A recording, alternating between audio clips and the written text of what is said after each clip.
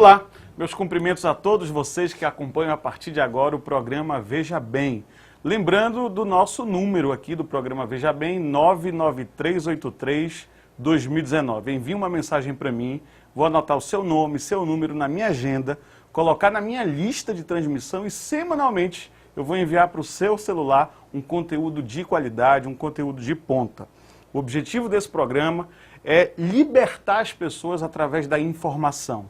É fazer o possível para transformar em fáceis assuntos que aparentemente são difíceis. O programa Veja Bem recebe hoje um convidado muito especial. E o meu convidado é Ciro Gomes. Seja bem-vindo, viu? Grandissa. Que honra tê-lo aqui. A honra é minha e o prazer. Não, e para mim é bem diferente, né? Porque eu sempre te encontro em reunião, falando, indo em palestra, e aqui nessa posição, para mim, é bem inusitado. Eu confesso para ti que é algo novo para mim. Aliás, ainda mais alguém que pode ser o próximo presidente da República, né, Ciro? Eu acredito que a tua luta incansável de dia a dia, semana a semana, no município, conversar com as pessoas, eu tenho a impressão que as pessoas estão começando a entender o teu recado. E que antigamente, e que não é tão antigamente, isso era mais difícil. Você está com essa mesma impressão? Sem nenhuma dúvida, porque a crise no Brasil é tão extensa, tão grave, e dá para ser testemunhada por praticamente todos os ângulos que você queira considerar, menos um, que é o setor financeiro, que entra governo, sai governo, e os lucros são cada dia mais exorbitantes. E num lugar onde não tem inflação, isso, dinheiro que chega num canto é porque saiu de outro. Então, nos últimos 12 meses oficialmente registrados, a contabilidade dos bancos brasileiros deu 109 bilhões de reais de lucro líquido. Isso saiu do bolso das pessoas. E aí quais são as questões? 13 milhões de brasileiros em números redondos desempregados, 38 milhões e 800 mil brasileiros, irmãos e irmãs nossos, empurrados para viver de bico, sem qualquer proteção hoje e no futuro. 63 milhões e 700 mil pessoas com o nome sujo no SPC, se sentindo humilhados por todos os ângulos. A mesma coisa você vê pelo ângulo empresarial, 220 mil pontos de comércio fecharam no Brasil nos últimos 3 anos, 13 mil indústrias fecharam no Brasil. Nos últimos 10 meses de governo Bolsonaro, em São Paulo, que é o centro da riqueza do país, fecharam 2.235 indústrias. Praticamente se fecham 1.000 empregos industriais, que são os empregos que pagam os melhores salários, os melhores impostos, que agregam valor no comércio exterior do país. 1.000 empregos são fechados, extintos por mês.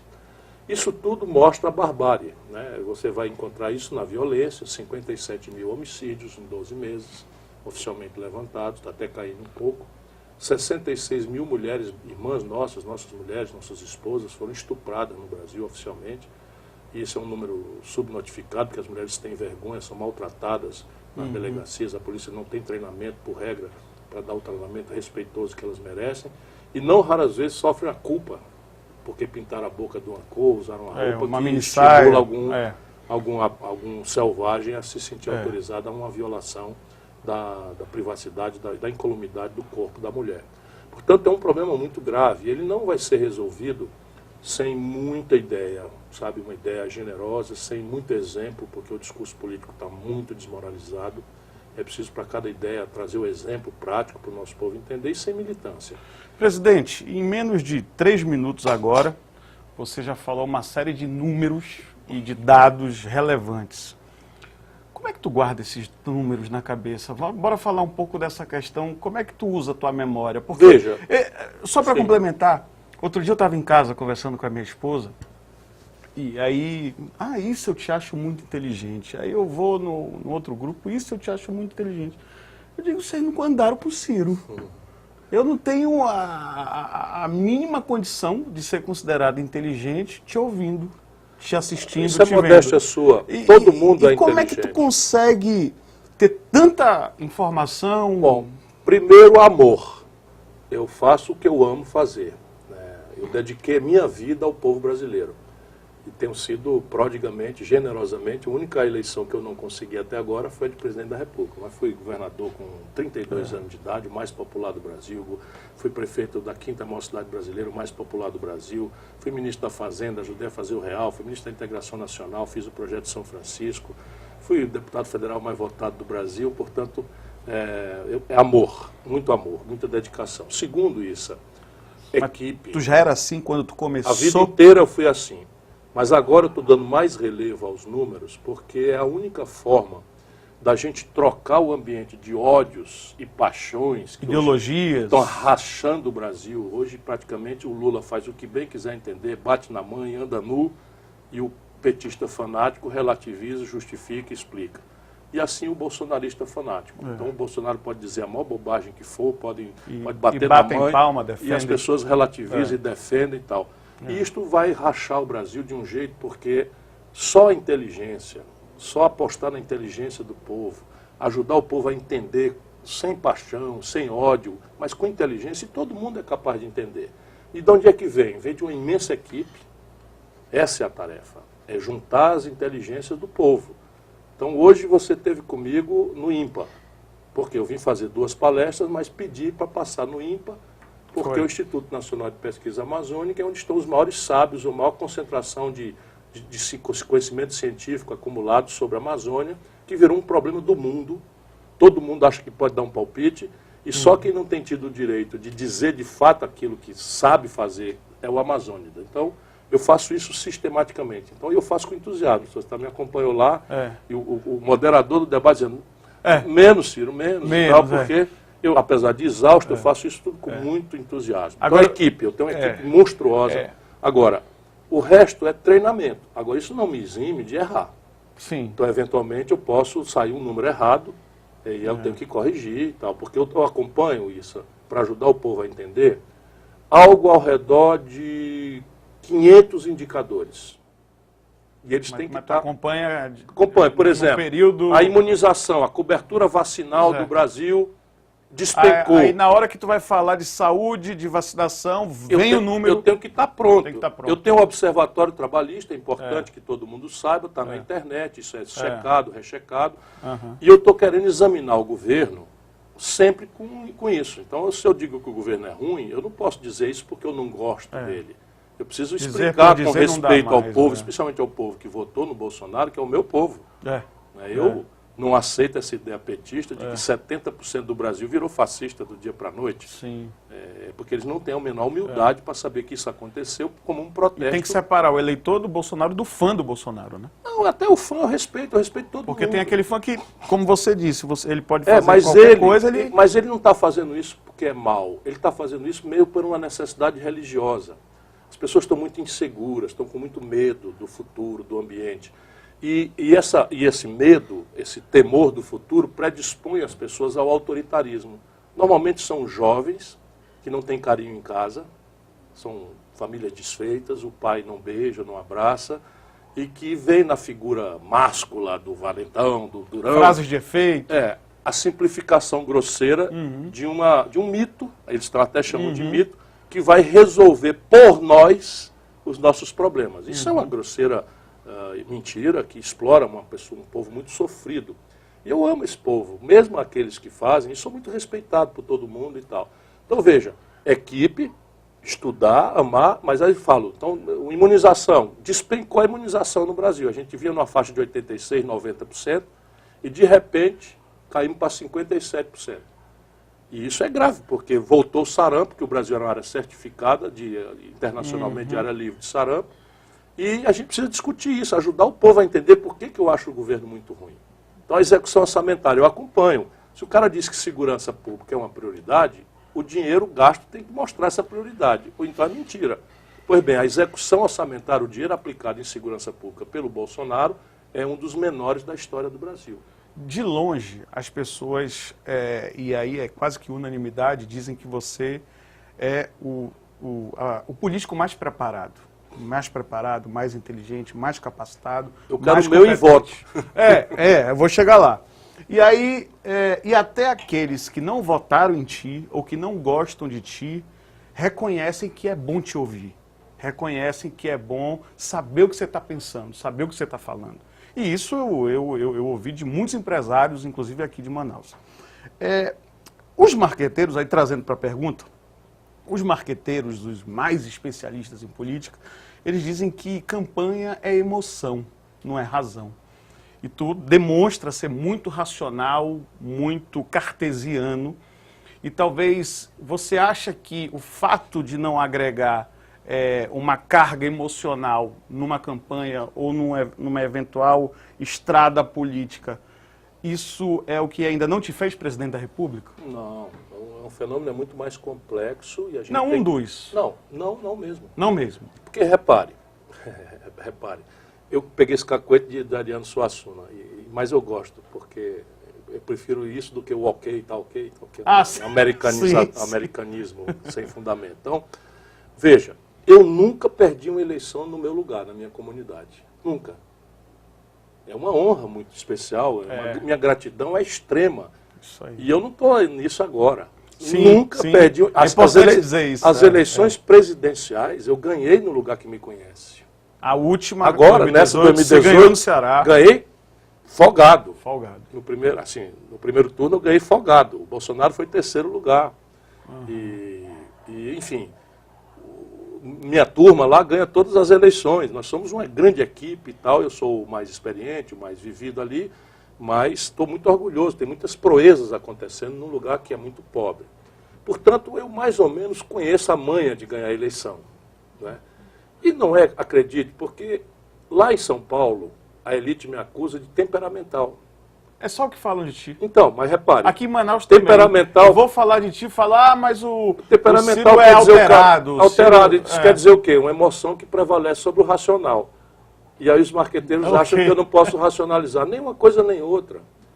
Eu sou indignado e eu boto o dedo na ferida. Por que eu faço isso? Porque o povo precisa de muitas pessoas que, não tendo rabo de palha, apontem os erros e malfeitos que está. Esse país é um país extraordinário. O Brasil tem riquezas já ponderadas, que dá para fazer do nosso país um grande país de classe média em 25, 30 anos. E por que não acontece? Pelo contrário, os números estão piorando, a miséria está se agravando, a desigualdade social está piorando, por causa da política. Veja, não é por causa do nosso chão, não é por causa do nosso céu, não é por causa do nosso elemento humano, é só por causa da política. E nós precisamos botar o dedo nessa ferida. E aí, evidentemente, que eu sou um penetra do banquete. Ninguém me chamou para esse banquete. Nem a direita velha, nem a esquerda velha. Sim, é mesmo. Eles não querem, porque ambos têm compromisso com o mesmo quadro de privilégios. Mesmo quadro de privilégios no Brasil. E eu denuncio os privilégios. E eu não denuncio como um poeta. Eu denuncio porque eu fiz. Então, por exemplo, o imposto sobre as grandes heranças no Brasil é 4%, no Ceará é 8%. E não é mais por quê? As grandes heranças, esqueça quem tem herança de 4 milhões, 3 milhões, não interessa. As grandes heranças nos Estados Unidos pagam 40% de imposto. Tá. No Brasil, o teto da Constituição é 8%. E o Ceará cobra 8%. Tá. Agora faz 30 anos que ninguém ouve falar em salário atrasado. Temos a melhor rede pública de saúde, a melhor rede pública de educação do país. Entendi. Agora eu já vou entrar na parte da economia, do que você vem falando há um certo tempo. Você falou de tributo sobre herança, né? E aí o pai morre, ou a mãe morre, deixa uma casa para o filho. Não, esquece, isso aí não é para ser Isso aí não é herança. É evidente que não. É herança, mas você tem uma faixa de 10 casas já tem. 10 casas já tem herança. 10 casas já tem. E aí, para o filho passar a ter essas 9 casas, não que ele vai morar... Quando for feito o inventário, ele paga um imposto, que hoje já se paga. E aí, lá nos Estados Unidos, ele paga 40%. Então, tem direito a usar... Das 10 casas, ele paga 4. Eu estou fazendo isso para a gente entender. É bom, claro. Tá? Das 10 casas, você tira a faixa de isenção, que é, vamos lá, 2. Vamos fazer uma faixa de isenção, 2. Sobre as 8, ele paga 3. Então ele fica com 5 e 3 vai para o governo financiar os deserdados. No Brasil é 4. Aqui em Manaus é 4. E aí os filhos da plutocracia vivem da especulação imobiliária. Ninguém precisa trabalhar. Pior não é imobiliário, pior é um monte de dinheiro que não gera um pão. Essa é a grande questão do Brasil. Hoje... Mercado de ações, você está falando? Mercado de papel e mercado de dinheiro, de renda fixa e tal. Hoje não tem financiamento para nada que o povo precisa. Nada. Tudo especulação porque está acumulado É a pior concentração do mundo. Hoje no Brasil, 5 pessoas. 5. As pessoas às vezes pensam que é exagero. A Forbes 5 pessoas no Brasil têm a fortuna equivalente às posses de 100 milhões de brasileiros. A Forbes desse mês, ela colocou o patrimônio dos 206 bilionários instalados no Brasil, instalados no Brasil, que elevaram o patrimônio de 2012 para 2019 de 350 bi de bola para 1,3 trilhões. Então, o que está acontecendo no Brasil é o seguinte, o povo, a classe média e o povo que pobre perdeu 8% de renda nesse período agora. E os ricos cresceram 14% da sua renda. Então, Robin Hood às avessas. Nós estamos todo tempo tirando do pobre e agora, despudoradamente, o Bolsonaro meteu um imposto, um tributo de 7,5% sobre o seguro-desemprego. Então, o cara está no limite final do desastre econômico, 7%. Vai por 7,5%. E aí você não cobra, por exemplo, lucros e dividendos das grandes corporações, que o mundo inteiro cobra. O que são lucros e dividendos? É assim, a empresa, um banco Itaú. O Banco Itaú faz as transações e ganha no juro do governo, ganha não sei o quê, ganha nas tarifas, ganha na exploração do cheque especial mais vergonhoso do mundo. Aí chega no fim do ano e tem um lucro monstruoso. Pagou funcionário, pagou energia. Pagou tudo, fez o provisionamento dos créditos de recuperação duvidosa. Esse lucro é só do dono do banco. Aí não é nem isso. O lucro do banco que for reinvestido também não tem imposto, na minha proposta. O que ele tirar do banco para 4 famílias que são as donas do banco, só no Brasil e na Estônia não paga imposto. É zero. Zero, não paga. Mas é impressionante de lucros e dividendos. E a gente não sabe disso. E o pior, eu já cobrei isso quando eu fui ministro da Fazenda, ajudei a fazer o Plano Real com o presidente Itamar Franco. Fernando Henrique revogou e o lulopetismo manteve revogado. Quer dizer, será que é justo alguém que ganha 5 mil pagar 27,5 um cidadão trabalhador brasileiro que ganha R$ 2.050 paga 15% na fonte de imposto de renda. E os milionários que tiram 9 bilhões, que foi a última distribuição de dividendo do Itaú, não pagam nem um puto. Então eles me odeiam, não pode dizer que eu sou ladrão, não pode dizer que eu sou incompetente, então é que eu sou temperamental, que eu erro os números e tal, mas isso aqui tudo é absolutamente verdade. Ciro, em relação a... E para que isso? Para punir, para perseguir? Não, para dizer de onde vem o dinheiro para fazer uma educação pública de qualidade para o filho do trabalhador, que é a única forma de mudar de classe. A única forma do Brasil de mudar de classe é o filho do trabalhador ter uma escola equivalente na qualidade ao filho do rico.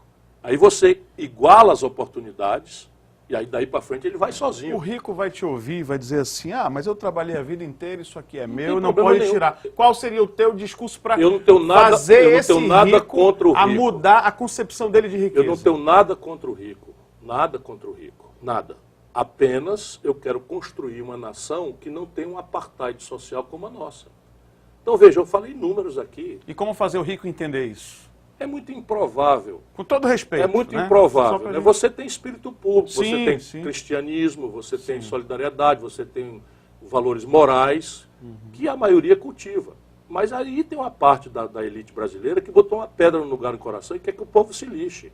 Eles não têm nem sequer noção de nação, de país. O sonho deles é ter uma mansão em Miami. Um jatinho financiado de preferência com dinheiro do povo, como o Huck tem, o Dória tem, o velho da Havan tem. O Brasil financiando com juro pago pelo povo, o jatinho. As pessoas pensam que é exagero meu, e eu digo nomes e tal. Presidente, eu estou sem mandato e sou empresário aqui em Manaus. Estou mudando de ramo e fui ao BASA recentemente. Olha, eu preciso de um recurso. Esse recurso vai ser aprovado para mim, provavelmente, para eu pagar em 12 anos. FNO? FNO, juros de 4, menos que a Selic. Um pouco menos que a Selic, eu fiquei até impressionado com isso. Por quê? Porque o custo de captação do FNO é zero, porque é uma vinculação constitucional que eu restabeleci, estava tudo congelado. Aí, diante disso, na medida em que eu tenho que pagar por 12 anos esse valor que eu devo receber para financiar o negócio, e eu vejo um risco que a Zona Franca corre com essas duas reformas tributárias, propostas de emenda constitucional de tributação no Congresso, eu começo a me preocupar porque o público que eu vou atender, boa parte, está alocado no Distrito Industrial. E eu já fico preocupado se eu devo pegar esse financiamento ou não, assim como inúmeros comerciantes e empresários. Então, qual a tua opinião sobre essa reforma tributária e como ela pode ferir ou ajudar nós que moramos aqui em Manaus? Nós precisamos discutir uma reforma tributária. É um consenso, mas é um consenso apenas na negação. Então, o sistema tributário brasileiro não presta porque não financia devidamente o setor público. Quem usa a saúde sabe, quem usa a segurança pública sabe que nós não estamos financiando devidamente, né? O INPA, por exemplo, está definhando de ter 1.200 funcionários, hoje não tem 500 funcionários, nós fomos visitar lá para ver essas coisas. Então, tudo está definhando no Brasil porque não há um financiamento eficaz, nem da saúde, nem da educação, nem da ciência e tecnologia, nem de nada da infraestrutura do país. Ela é uma cunha tributária muito perversa para a competição de certos setores. Muita burocracia, muito buraco, uma legislação incompreensível. O imposto mais importante sobre vendas é um ICMS, na verdade tem uma legislação por cada estado, mas ele é um setor em que as mercadorias passeiam e vão caindo em contradições interestaduais, crédito na origem, enfim, é uma zorra completa. Então, não financia-se devidamente o Estado, atrapalha a competitividade da economia brasileira, e é extremamente injusto, porque cobra muito mais dos mais pobres e muito menos dos mais ricos. Uhum. As pessoas não sabem, mas quando uma diarista entra no ônibus e fala com a patroa num celular pré-pago, quase 40% do que ela pagou é imposto. Do que ela pagou no celular? Do que ela pagou para botar carga no celular. Para botar carga. Ou se for não pós-pago, a mesma coisa. Tá. Então, quando o cara tributo da telefonia, isso, né? o trabalhador chega em casa esfolado. Energia elétrica também. Né? Esfolado, liga ali a luz e liga a televisão, lá se vai mais quase 35% de imposto. De maneira que entre os pobres e a classe média, a carga tributária relativa chega quase a 45%. E entre os ricos não chega a 6%. Percebe? É então, chocante. Aí você tem as razões pelas quais o Brasil precisa abrir um debate sobre reforma tributária. Porém, o que o empresariado quer é diminuir os impostos, ponto. Do ponto de vista dele, tudo certo. O que os governantes querem é aumentar a arrecadação e, do ponto de vista deles, está tudo certo. Do ponto de vista da justiça fiscal, a gente precisa apoiar quem não está sabendo sequer do debate, porque não sabe nem que paga esta aberração, e ferir aqueles. Só que aqueles que a gente quer ferir, que são os grandes, os poderosos, sabem de tudo. Sabem de tudo. E se movimentam contra, sem dizer por que estão contra. Você acha que... E aí Então veja, nesse momento, esse debate está com esse defeito. As propostas que estão tramitando hoje, falta do governo, elas não podem ser chamadas de reforma tributária. Elas apenas atendem ao interesse do empresariado, parte legítima, de simplificar os tributos. Então, ela concentra imposto sobre contribuição social sobre o lucro líquido, PIS, COFINS, ICMS, IPI e ISS em um único tributo chamado IBS, Imposto sobre Bens e Serviços. E esse imposto tem uma característica, ele é cobrado no destino onde acontece o consumo. Qual é o problema? Todos os incentivos fiscais da Zona Franca, do Polo Industrial de Manaus, têm como base de incidência da renúncia fiscal do incentivo o tributo cobrado na origem. Então, se eu mudo a lógica para cobrar no destino, eu mato a Zona Franca.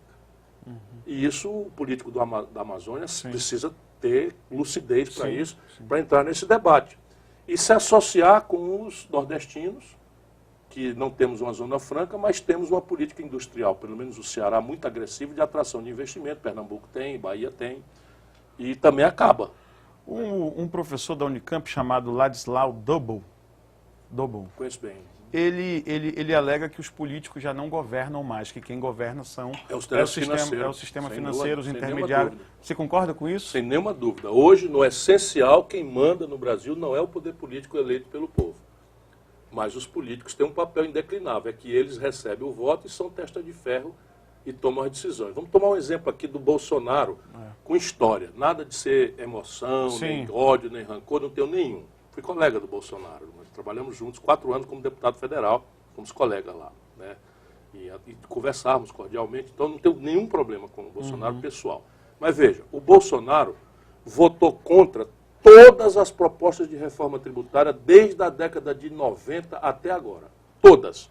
Na campanha presidencial, ele votou contra a reforma que o Michel Temer propôs e disse que era um crime você cobrar idade mínima de 65 anos para as pessoas. No dia seguinte vai para o poder e faz exatamente o oposto do que falou. O Bolsonaro considerou oralmente, quem duvidar do que eu estou falando, entra na internet, Bolsonaro é Eletrobras. Bolsonaro disse, é um crime, não pode privatizar o setor elétrico, porque privatizar o setor elétrico vai entregar para os chineses, etc, etc, etc. O Bolsonaro agora botou a Eletrobras para vender. Então, por quê? Porque o setor financeiro quer essa mamata, para comprar a preço de nada, de banana podre, ativos para vender. E o capital estrangeiro também quer isso. E, infelizmente, quem está mandando no Brasil e desmandando são essa gente. A quem beneficia o dólar alto? A 4,21 aproximadamente. O dólar alto beneficia os exportadores, que vão ter mais reais pelo mesmo dólar que vão receber. Fica simples de entender. Se eu exportava $1 de boi, de trigo, de soja, eu tinha R$ 3,75 pelo dólar que eu exportei. Agora eu vou receber R$ 4,20, 22, 25, 27 centavos, 30 centavos, 4,30 por cada dólar. Então quem ganha são os exportadores. Mas basicamente isso não seria necessariamente mal. Basicamente ganha nesse momento agora o especulador. Aquele que apostou contra o real e o governo deu a ele um negócio que chama swap cambial. Por isso que a gente precisa ajudar o povo a entender. Como é que o nosso povo entendeu? Basicamente o swap cambial é uma canalice que é assim. O empresário diz, o especulador financeiro diz, o real vai valer R$ 4,00 em outubro, em novembro. Aí o governo diz, não, vai valer R$ 3,50. Aí o camarada diz, não, vai valer 4. Aí o governo, está duvidando? Está aqui o seguro. Chama swap cambial, está aqui. Se passar para 4, eu te pago. E aí eles mesmos especulam e puxam. E qual o sentido disso, gente? Ganhar dinheiro no curto prazo, em cima das costas do povo. É isso que está acontecendo no nosso país. E o pior é que isso aconteceu durante todos os anos do Fernando Henrique, do Lula, do Temer e agora do Bolsonaro. Ciro, a gente já está chegando ao final aqui do nosso programa, passa rápido, né? Eu não sei se eu te falei, mas esse Veja Bem é uma alusão ao Repare Bem que tu criou e boa parte das tuas ideias a gente tenta aqui fazer semelhante, né? A gente não consegue fazer igual, mas semelhante a gente tenta. Quem são seus ídolos? Olha, eu tenho ídolos, né, na história. Eu não costumo cultivar. Na política, é muito bom que a gente não se apaixone por político. Sabe, um povo inteligente, maduro, ele tem respeito, ele tem carinho, ele tem afeição, mas apaixonado por político não é um povo sadio, não é um povo maduro. Porque os políticos, eles são muita consequência desse entrechoque de forças e eles estão todos obrigados a uma certa retórica simpática e todo mundo quer agradar para ter o voto, é normal isso, é humano. Mas no Brasil isso passou da conta, isso virou mentira mesmo, demagogia rasteira e corrupção e privilégio. Então, eu não cultivo ídolos vivos. Mas assim, se você disser quem é um político inspirador para você, é um inglês chamado Winston Churchill. Por quê? Repare. O Winston Churchill era um político no parlamento britânico. E ele dizia, esse Hitler aí na Alemanha, esse Hitler aí vai criar um problema para a humanidade. No comecinho do Hitler. Aí tu me dizia, cala a boca, criador de caso, temperamental, e não sei o que, não pode. O cara, esse Hitler aí vai dar problema, esse Hitler vai dar problema. E aí o regime inglês foi engolindo, e o francês, e os países, enfim, foram engolindo as maluquices do Hitler, que estava preparando o grande genocídio. Deixando passar. E o Churchill vai dar merda, vai dar problema, esse cara não sei o que e tal. O Chamberlain, que o antecedeu como primeiro-ministro, fez um acordo com o Hitler. E aí o Churchill enlouqueceu.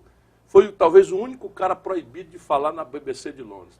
Criador de caso, inábil e tal. E ele vendo na frente, sofrendo porque estava vendo na frente aquilo. Não deu outro. O Hitler traiu todo o acordo, envolveu o mundo na pior convulsão bélica, né, que morreram quase 40 milhões de pessoas diretamente ou indiretamente, e chamaram o Churchill.